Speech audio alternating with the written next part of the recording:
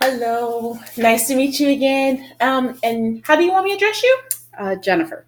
Hi, Jennifer.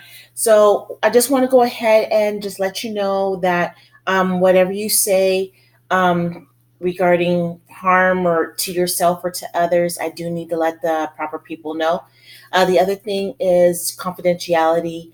I just want to go ahead and let you know that anything that's said between us, no one else will really know. The only thing that's going to be used for if I need to consult is with my other colleague to see if we can get a better treatment for you. Okay. Okay. Mhm. So you are here because of the treatment of your nationality.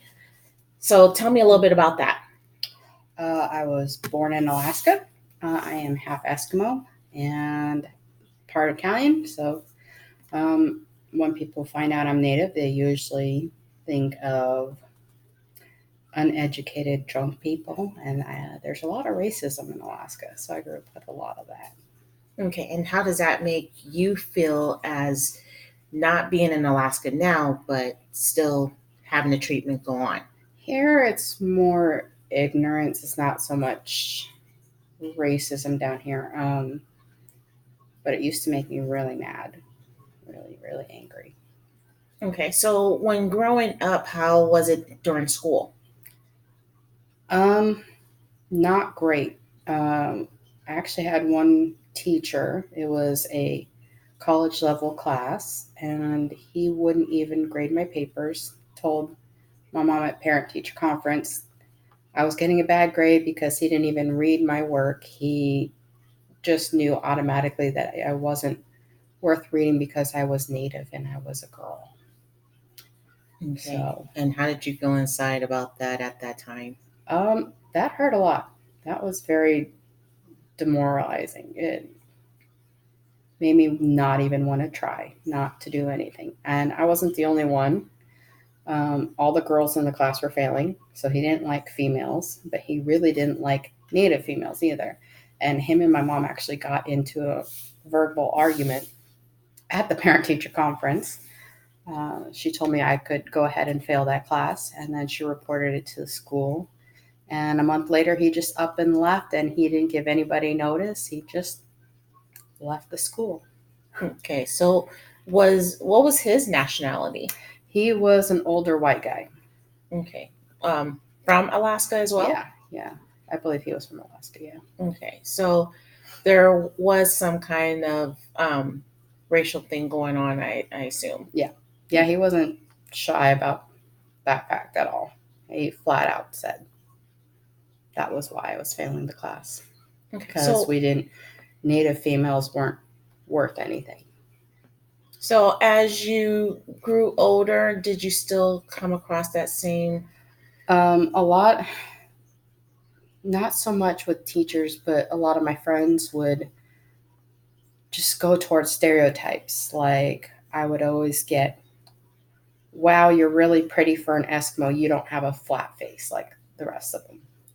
Or, you know, just, wow, you're not an alcoholic like all the rest of the natives.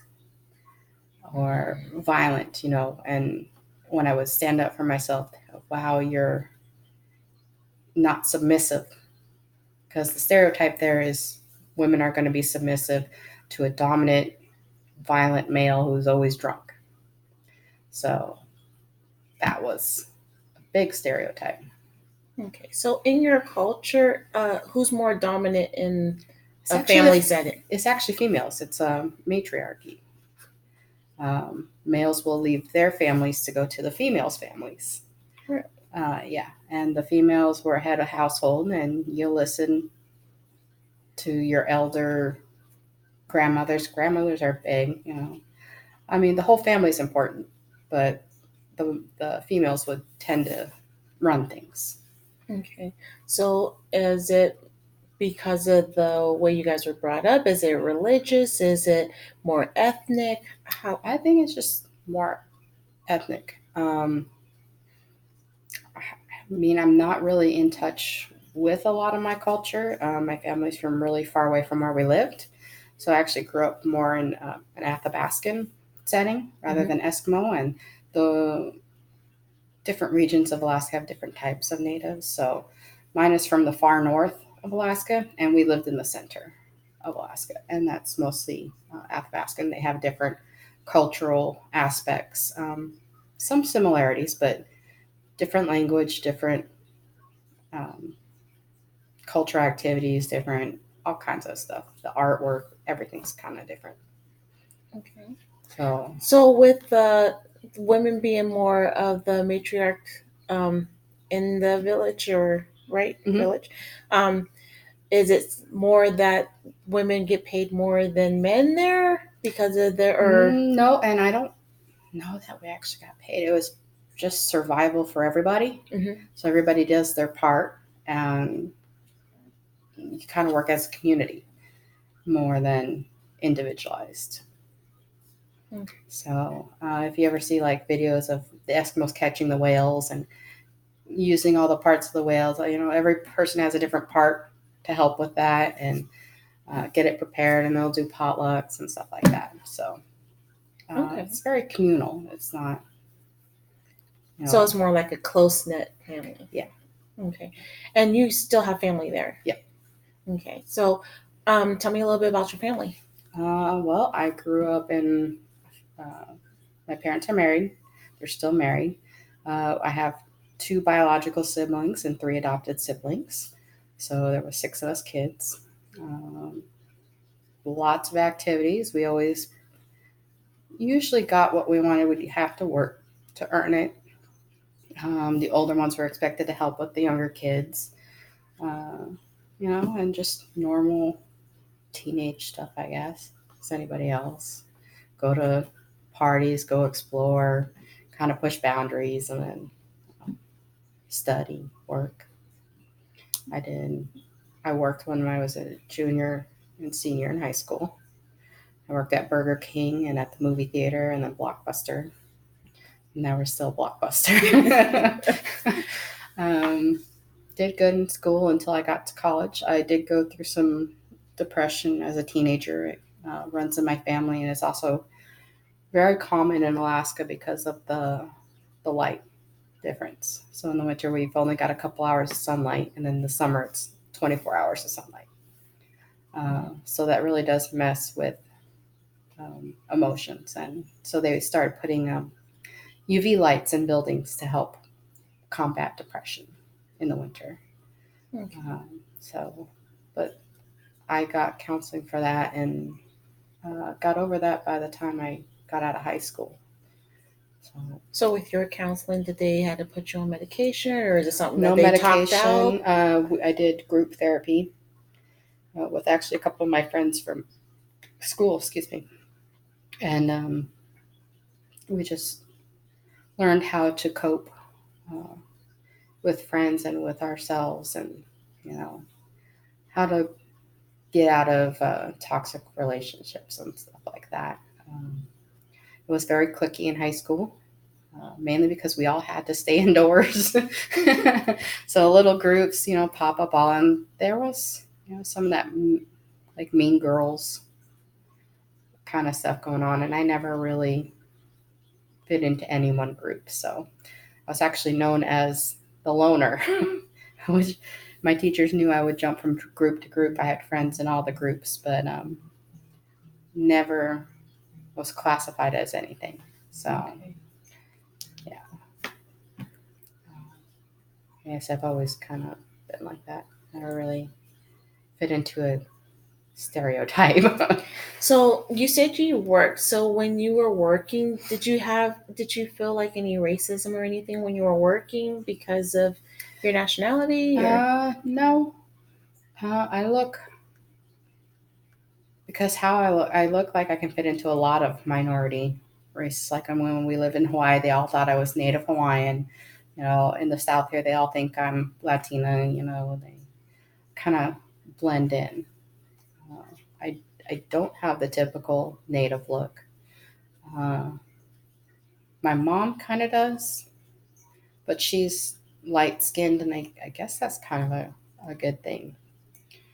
Um, you kind of treat it better if you have the lighter skin.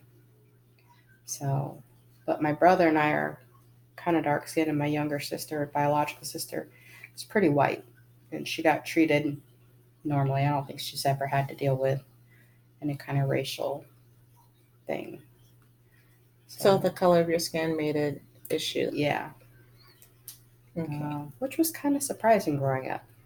I always felt we were past all that, but Alaska tends to be a little bit behind the curve. So it is a Right. small community, and a lot of people go up there to kind of get away from society in the lower 48. So there's a lot of not the nicest people there. All right. So since your transition from Alaska to here, how do you see the difference, the change? Nobody really cares down here about what I am. They're more curious about my culture rather than just what do you call it, stereotypes. They don't have the stereotypes down here. I don't think they know a lot about my culture, so they just think we live in snow all the time. So not a big it's not a big thing here. Okay. So Now, with your children, you think your children experience that? Because I haven't seen anything, and they've never come home and complained about anything like that. So I don't think they do. okay. Now, you're going to school and everything. Now, you said you went to school back home. Mm-hmm. Now, from going to school here and going to school, is the treatment different? It The way that is. the teachers or professors treat you here compared to back home? Yeah. The professors at the university they're pretty diverse, but there are programs especially for natives. They're trying to promote a lot of the native cultures and stuff like that. So cultural diversity there, they're really trying to um, work on integrating that into the school. But there are a lot of the older generation that still has that mentality that natives are somewhat different, um, intellectually wise or responsibility or stuff like that. Like I said, they think natives are uh, drunks and violent and you know don't really want to work or you know really have any kind of motivation. And pretty much everyone in your family pretty much is like responsible work and everything else. Yeah, They're not like a statistic or a, my mom is a native leader. She's a ordained minister, priest actually. Um, my dad is well known in the community. He went to several vocational colleges. He's got mechanic background, mathematical background, computers. He works a lot with computers. They both have worked for Native organizations, which are really big in Alaska. Um, each tribe have their own tribal lands that they've worked out with the U.S. government, and they get to govern their own tribes and stuff like that. So there's a lot of political work that my mom has done, and my dad would do. He was a cartographer, so he'd draw maps, land maps of native properties and stuff like that, putting up the borders, stuff like that. So and they haven't had any problems, still working, retired. my mom is still working. My dad's retired, and like I said, they're really well known in the community. Everybody knows who they are. Uh, Granted, it's not a big community. Fairbanks has only about 80,000 people, so it's like sticking Stone Oak. Stone Oak has probably more people than my Wow. hometown. So, yeah. Okay.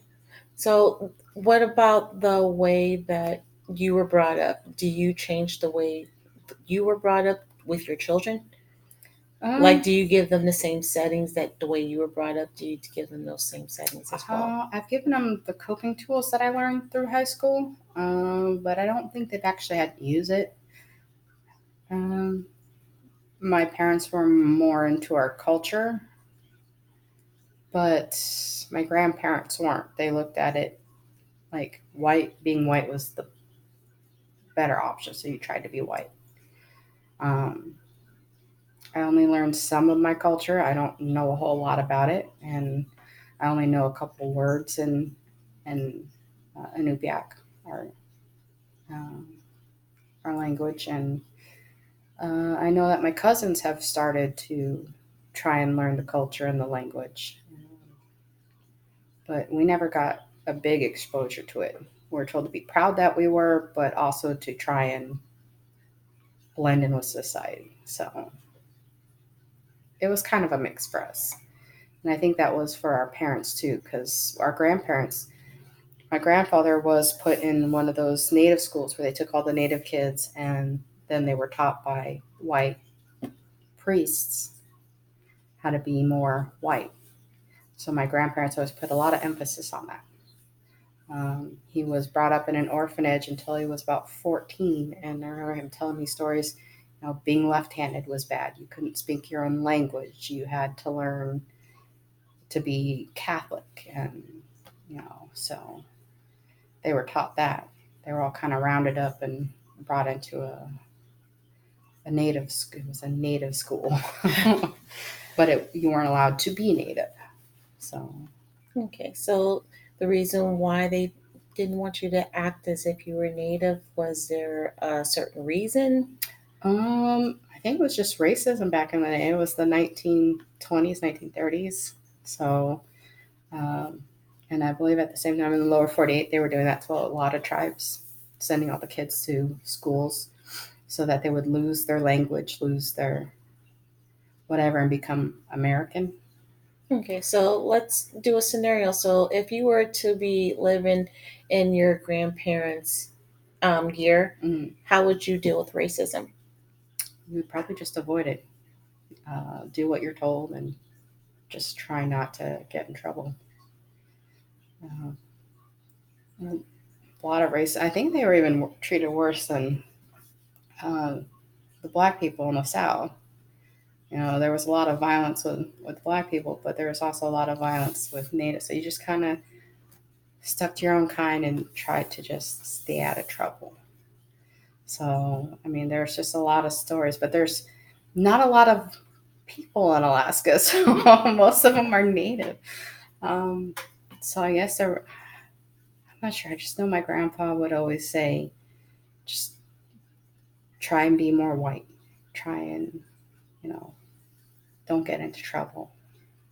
So do you feel he was saying that because he was embarrassed on how you were, or trying to protect you I from? think it was more of a protection thing, just because of how they grew up. Like I said, they were forced into orphanages or schools, boarding schools, and he was left-handed, and he would get whipped if he tried to use his left hand. So he had to learn to write with his right. And as soon as he got to about age 14, he was expected to work. So he went and worked in a coal mine.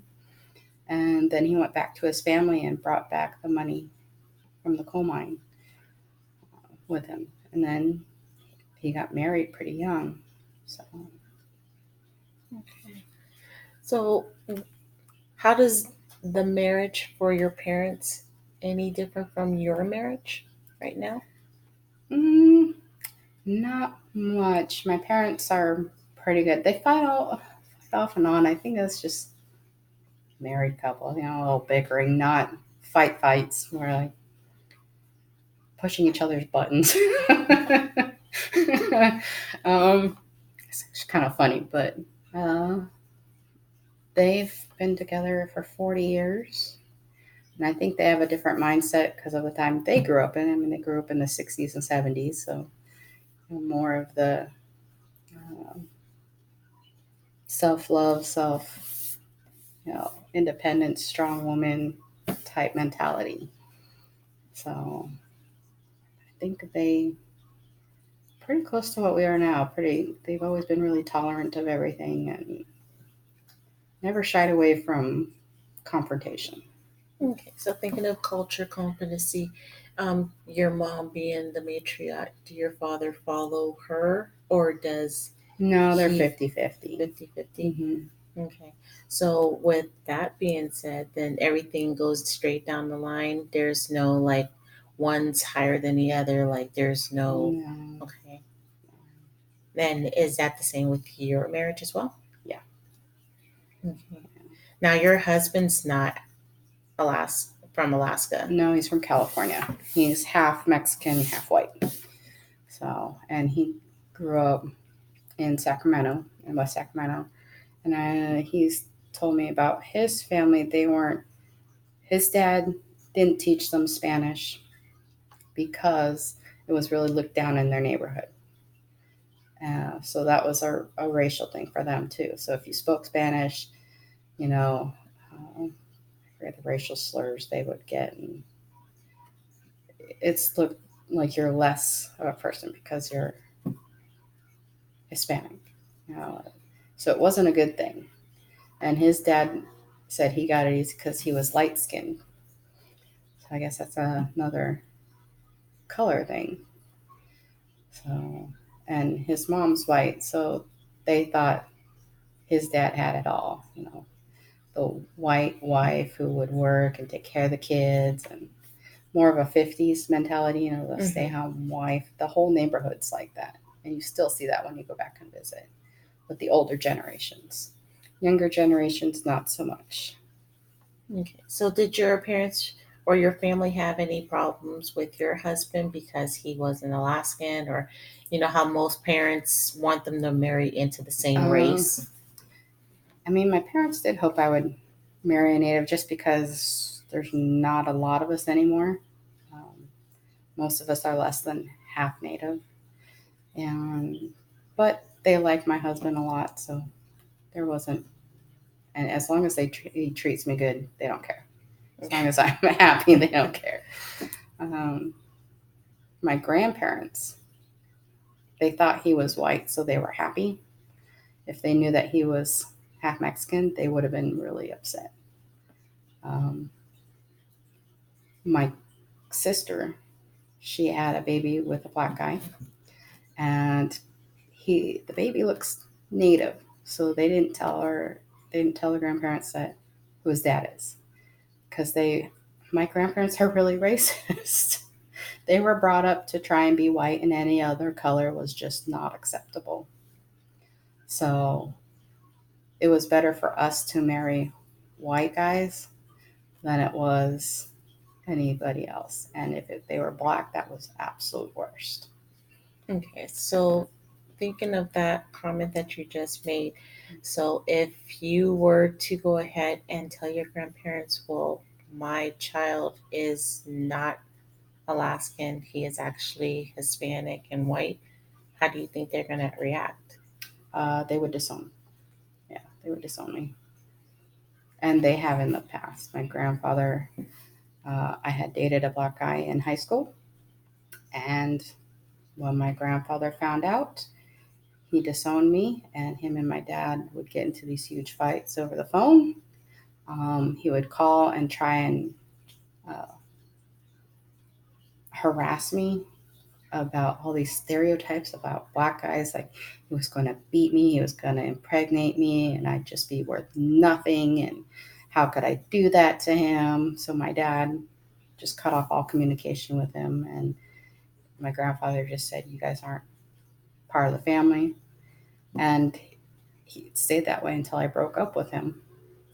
So that was a big thing. My grandparents, like I said, I think it's just how they were raised. Um, my grandma was a little more lenient than my grandpa, but she would submit to my grandfather. Uh, and I know that she was she wasn't as intolerant as my grandpa is. So, but I think she knew my sister's son is half black, and she just didn't say anything. So we always get a good laugh out of that. So, yeah, but yeah, that was a big thing with my grandparents. Not with my parents; they didn't care.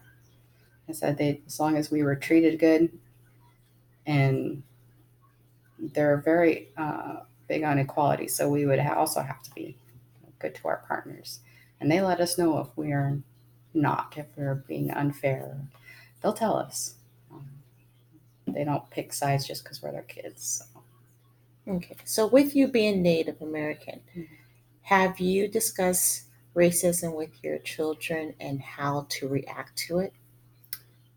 No, because I don't think they've really had to deal with it. Most people think they're Hispanic down here, and since we got a huge Hispanic population, I don't think they've actually run into any kind of racism. And when they find out that they're part Native, it's more of a curiosity than a racist thing. So I don't think that really crosses anybody's mind. I'm kind of glad they don't have to deal with that kind of stuff. Okay. So, when they get older, you think they'll start to figure it out, or will you discuss it with them when they're older? Because I know The only your time older I've son's in high school, right? yeah, the only time I've discussed it with them is when they have to go when they visit my grandfather, great grandfather. I tell them, well, if he says something, don't pay attention to it because that's how they were brought up. That's how they were taught to look at things. They're Native, but to them that was the worst thing you could be. So they went to special schools to be white. And, you know, being white is a big thing to them. Being part of the society, not you know being characterized as Native, and Native was such a bad thing to them. They were taught it was just the lowest of low. So, and I don't think my grandfather's ever said anything to them. So that's, I don't think they've actually ever had to deal with. That's the only time I've ever told them. So, with you being Native American, what is your religion, and do you still Uh, follow it? my mom is an ordained priest for the Episcopal Church. We grew up Episcopal. She grew up Mormon, but switched religions. And then my dad is Catholic. He's not a practicing Catholic. And we got to choose what religion we wanted to be. So I'm not really religious at all. Um, I started, I did get confirmed in the Episcopal Church, but after a while I just didn't follow a lot of the stuff. I am spiritual. I do believe something happens after death. There's some kind of life after death. I don't particularly think that any religion has it right, so I just kind of take the basis for all that. Uh, of all religion is to treat others as you want to be treated and try and do good and leave the world a better place than when you came in. So, let me go ahead and ask you about how you would describe racism if you had to discuss it with your kids. How I would describe it. Well, I guess I would just, I guess, kind of treat it the same way as they're taught in school with the civil rights movements in the 60s for Black people, and just tell them it's a lot of the same. Probably not as violent for natives in Alaska. I don't know about in the lower 48.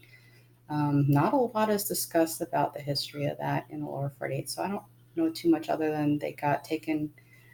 The kids would be transferred to schools to learn how to be American, and then the natives were put on reservations.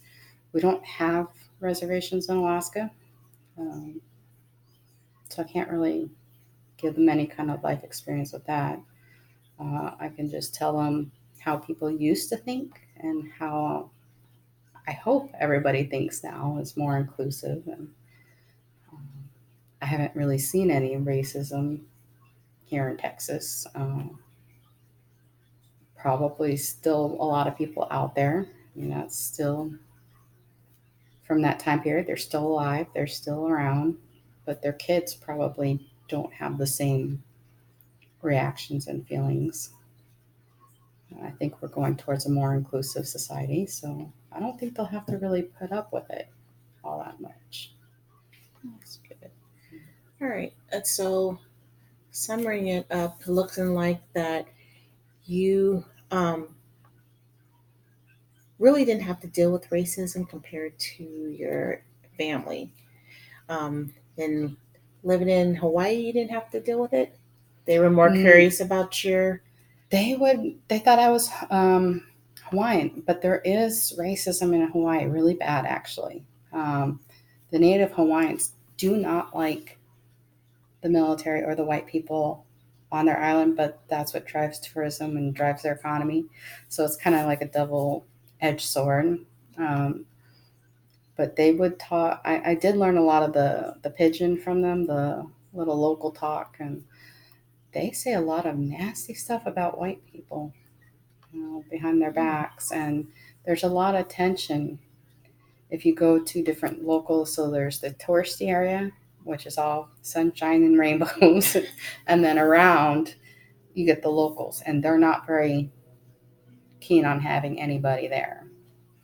So, which I thought was really weird because it's a very much a mix of people there, not just Native Hawaiians or they have a big Chinese population, Japanese population. Military is huge over there, so you get everybody. Um, but there is tension. I think like everybody's taking over their land, and there's even a group that still believe Hawaii is a monarchy and it should be a country all of its own. And there was what did they do? They locked themselves in at the palace while we were there, and got into the standoff with the local police because they're part of the movement that they want Hawaii to be its own country. So racism still existed there, but I never had to deal with it because they thought I was part of them. So that was easier for us. Okay. But your husband's a little bit lighter, so wouldn't they really? But they would consider him military, though, right? Yeah, and part of if I married him, he'd be part of the family. So, Okay. and the kids are a little darker skinned too. So I don't know how they really told the difference. There's a lot of light Hawaiian skinned people, so Okay. it's kind of a weird mix there. So basically, the color of your skin was really an issue, no matter where you went. What? Yeah, but if I feel more of the, majority of the people, I kind of blend in and don't have to deal with the racism. So So more of it was more in Alaska than anywhere else. yeah, Okay. But you really didn't have to deal with it in Hawaii no, or Washington or Texas. mm-mm, Okay. And you didn't have no problems in Washington whatsoever. mm-mm, nope. Um, all I can say is it's a kind of hippie state. Everybody's cool. Because of the military, Yeah, they're just a laid back state. Yeah. Uh, yeah, no one ever had any problems there. Okay.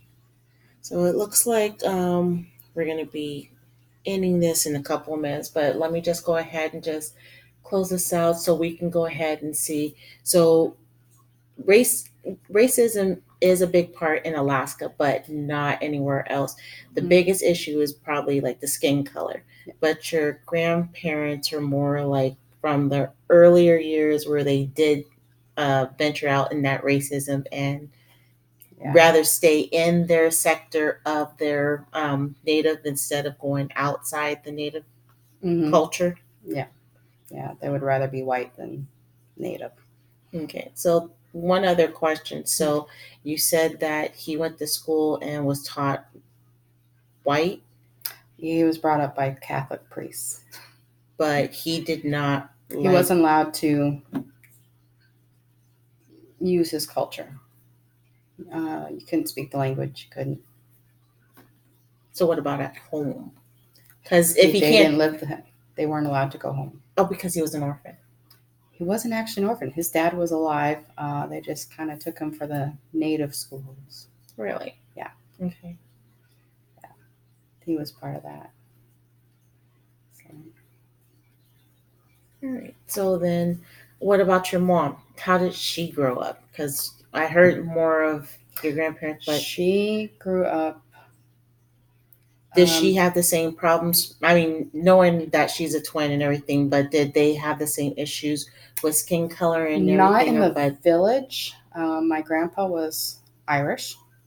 He got disowned from his family for marrying a native woman, but they were happy, and the whole village just accepted both of them. I mean, the village isn't very big, but everybody was welcoming to them. He was an airplane mechanic, and I think the only problems my mom ever told me about were going into the Fairbanks, which is one of our major cities where I'm from. There's more racism in the cities than the villages. Mhm. Um, and I can, and I'm only thinking just Fairbanks because that's all I really know. I'm not sure how it is in Anchorage. My mom's twin went to Anchorage later on in life, and now they're both back in Fairbanks. But I don't think they have to. I lied. They still have to deal with quite a bit, but not as much as they used to. It's getting better, I think, with each generation. So Okay, and your sisters and your brother don't have to deal with this right now, I'm not sure about or my brother. My younger sister is in Louisiana. She hasn't had to deal with anything. But then again, she's very light skinned. She's very white looking. Um, my older sister, I don't think she's had a whole lot of racism in her life. She's also light skinned. My younger sisters, they get a lot of crap because they're actually my cousins and we adopted them. They're half Athabascan and half Eskimo, so they get more of the intercultural differences than with the white community. Um, there is some grudges against Eskimos and Indians. We call them Indians, but the Athabascans and the Eskimos. If you get called one and you're not that, it's kind of like an insult, but it's not that big of a deal. It's like a little jab, not. okay. I don't know how to explain it. How so with the nationalities that that you all have? How are you like when you're like filling out your applications and stuff, and it goes like race, Oh, I always ethnicity? put So Alaska Native. They don't have the different Native groups in Alaska like they have in the Lower 48. So you can put like Cherokee or Lakota or Blackfoot, something like that. They don't have that for Alaska. They just have us grouped as Alaska Native. So we put that, but because we are a minority on a lot of like the scholarship applications and stuff, because of diversity and there's not many of us, that's always goes in our favor. So I tell the boys to put Alaska Native, and then also, are you Latino? Yeah, mark that too. because they are from their dad's side. Yeah, so they get a good mix of all that. I think that's actually a better opportunity for them. I know it's not always fair, but I think that makes it more culturally diverse for any college that they want to go to. It's probably a good thing. So All right. Well, we're going to be go ahead and closing this out in a little bit. Looking at the time here, we got a little bit more time to go ahead and discuss a little bit more. So I do want to go ahead and um, mention that with or ask with the way everything is. Do you think that when um, you finish school and everything that you're going to have these same issues because of the career that you're going into with racism or with prejudice or I don't think so. inequality No, going into because your major is physics. physics. Yeah, I think just because of the scientific community, I don't think they really care as long as you do your scientific work the best you can. They're more about the experiments, the science, developing the science and looking forward to things in the future rather than, what our differences is. They'd rather work as a community to get our goals done rather than to them it's all about the science. So not really any individual um, based on race or anything like that. And I think even more females are going into the sciences, so it's becoming more of an even field for everything. So I don't think it's going to be a big deal. All right. Yeah, because I don't see too many females as physics, so you're kind of breaking the glass ceiling there. Physics is a hard one for females, but in all the other sciences, it's like I'm the only physics student in my classes. Even in my physics class, I'm the only one out of 100, 120 people. The rest of them are engineer majors or biology majors, chemists, or something like that. So being a physics major is the minority. Yeah. So I guess you'll be breaking down glass ceilings and It'll be something. All right. So I guess you're actually kind of making a change for yourself for the future. So you're not looking at racism, you're making an empowerment statement and looking toward. I think I have more problems being a female than I do being native. But even that's going away, I think, too. So hopefully it won't be around much longer. All right. And then let's see here. So we have gone over your family. We went over your in-laws, your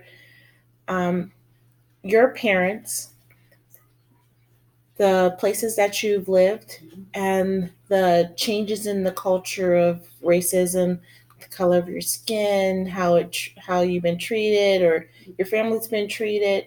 We've also discussed how um, you're breaking glass ceilings.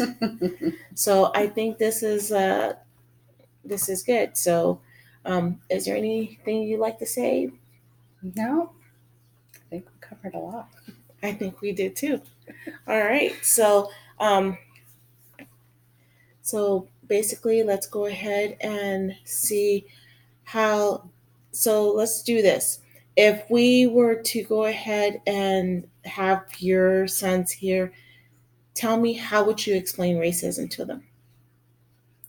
Well, like I said, I would. I mean, if it was just so they know instead of waiting for it to happen, how would you explain it to them? Just somebody judging them based on the color of their skin or their culture, and they should just ignore it. That would basically it. All right. So you have a middle schooler and a high schooler. They're going to be leaving the nest soon. Yeah. And they're going to venture out of Texas into other areas. So you want to make sure that they're all prepared and everything. And then how are you feeling with the way racism is? I'm feeling better about it. Like I said, hopefully it won't be around much longer. Hopefully it dies out with each generation becoming more and more tolerant and more mixed. So soon it won't even matter. Okay. So let me go ahead and looks like we still got a little bit more time left. So let's go ahead and do this. So let's do an exercise. Okay.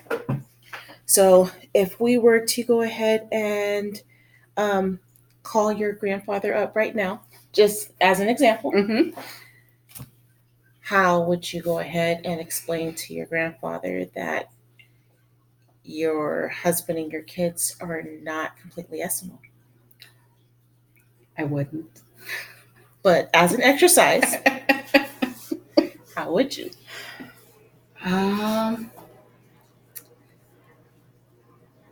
Yeah. No, I wouldn't. I can't even imagine bringing that up to him just because of how angry he would get. Hopefully, now that he's older, he's in his 90s and he's got dementia, I could probably tell him, and about 10 minutes later, he'd forget. Hopefully. Okay. All right. So we covered everything, like we said, with the racism, colors, skin, areas of where you lived at, your family. So we'll go ahead and we will meet again. Um, we will go ahead and meet again, and we'll go ahead and end the session right now. All Okay. right. Thank you very much. Thank you.